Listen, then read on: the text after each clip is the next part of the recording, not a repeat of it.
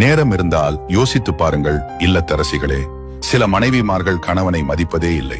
கணவனுக்கு மனைவி மன உளைச்சலை கொடுக்காமல் இருந்தால் கணவன் மதுவை தேடி போக மாட்டான். அவன் தனக்காக மட்டுமே உழைப்பதும் இல்லை, தனக்காக மட்டும் ஓடுவதும் இல்லை, தனக்காக மட்டும் சம்பாதிப்பதும் இல்லை.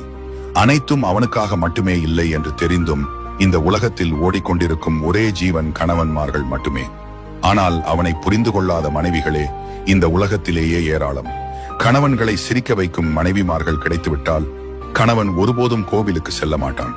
மனைவிகளே, நீங்கள் தெய்வமாக மாறுங்கள். நீங்கள் சிரித்தால் தான் அவன் சிரிப்பான். உன் அன்பே அவனுக்கு கோவில், உன் வார்த்தைகள் தான் அவனுக்கு வழிகாட்டு விளக்கு. மனைவிகள் தெய்வமாக மாறினால் இந்த உலகம் ஒரு சொர்க்கம்தான். காரணமே இல்லாமல் கோபித்துக் கொள்ளாமல் சிறிது நேரம் உங்கள் கணவர் சொல்லும் வார்த்தைகளை காது கொடுத்து கேளுங்கள். அதுவே அவனுக்கு பெரிய வரம். உங்கள் கோபத்திற்கு தீர்வு கிடைக்கும். வாழ்க்கை என்பது ஒற்றுமையோட வாழ்வதற்கே. ஒருவருக்கொருவர் விட்டுக் கொடுத்து வாழுங்கள். நன்றி.